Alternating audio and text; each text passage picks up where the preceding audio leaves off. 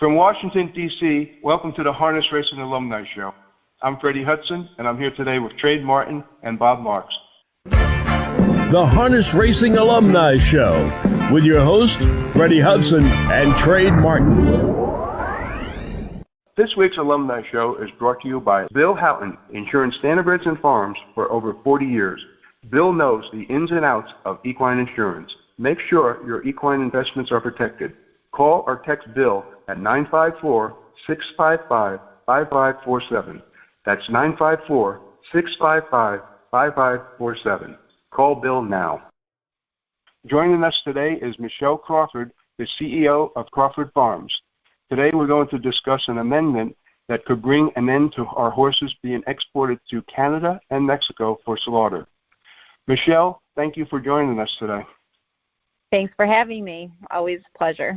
Michelle, in the harness racing industry, you are like a tornado in your efforts to save our horses and to end horse slaughter. You were very instrumental in getting the anti-slaughter bill passed in New York, and you did a tremendous amount of work on the amendment to end horse slaughter that Congressman Carter, Fitzpatrick, and Katko just recently added to the Invest America Act.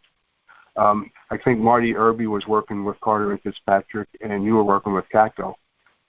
Tell us a little bit more about this bill and how it would end the export of our horses for slaughter.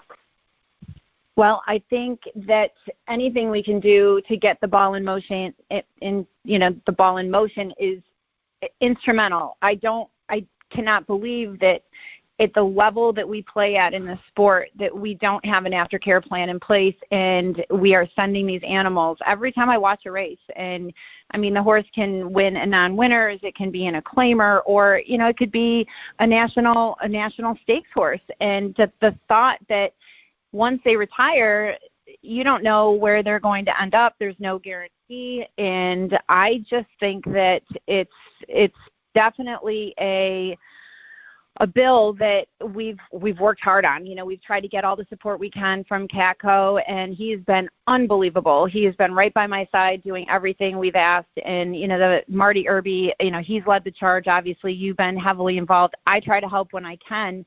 I just think that this, the horse slaughter has got to be stopped, so that they won't be able to get, the cost would increase and make it no longer profitable to, send them. The kill pens are just a problem, and, the extortion that's happening with the kill pens is a problem. So there's just so many variables that I can't believe that we're dealing with at this point to, at the end of the day, send these horses to their fate so that they can be a delicacy in other countries. It just does not make sense.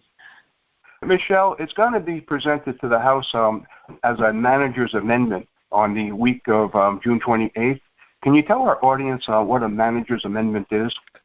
Sure. That's pretty much when a big amendment containing a number of individual amendments to a piece of the legislation offered by the majority or the minority member of Congress managing the debate on the bill. A manager's amendment is almost always agreed to by both sides in advance. Okay. And now also a quick question for you. How many horses have you saved from slaughter personally? An estimated guess. I couldn't guess. I think that we've done a few roundups, and to the tune of, it's probably in excess of 300 or 400 at this point. Now, saying that, they don't live on my farm, but what will happen is I will find somebody that will raise the capital. I mean, usually I do a big roundup with people that I know in the organizations, and, we'll send the money in and they'll go somewhere else, and then there will be funding behind it. Me personally, I've been saving more and more because what's happening now is that the horses that I have bred, and even Pat and Jim Crawford, pre my entrance into this business, are coming up as Crawford bred that are showing up in the kill pen. So obviously, if they're healthy enough, I'll take them in, I'll quarantine them, whatever I have to do. I mean, I'm running a huge nursery. We have 110 brood mares, 70 babies. I can't just take in any horse from, the conditions that they have been kept in. So, but there's a lot.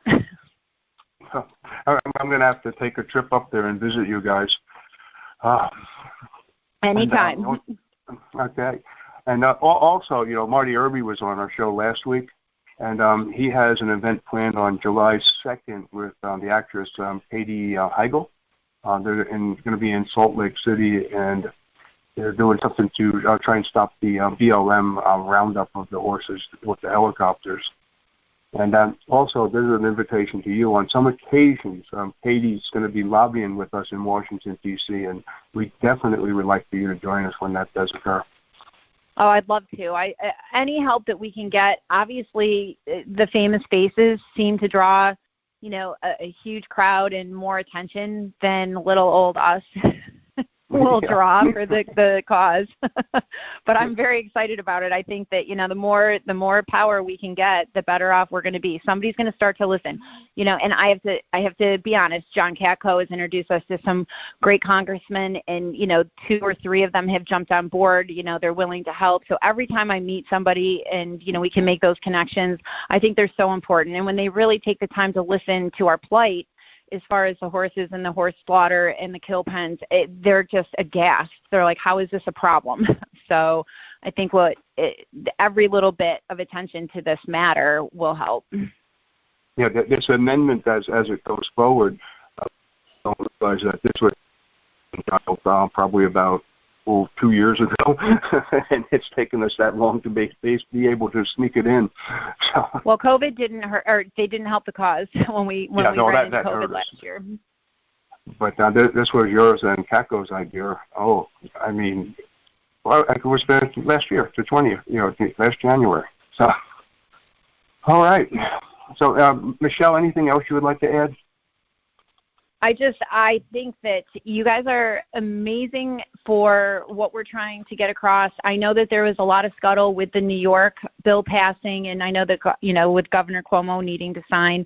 Right. Everybody's question is, how do you stop it? How do you really stop it? But it will stop some of it, and I don't think it's going to stop all of it. I think people will always find a way around it. However, you have to start somewhere, and I think that starting somewhere will force our powers to be at the USDA and at the level of registration that they start to really consider having some kind of a kitty for these horses, when they're born. And the breeders, it'll fall on the breeders, it'll fall on the sales companies, it'll fall on the USDA. I really am excited that baby steps. I think that's all you can say, baby steps. Yep, absolutely. And the figures right now that the figures are down on horse slaughter right now about 48% from last year.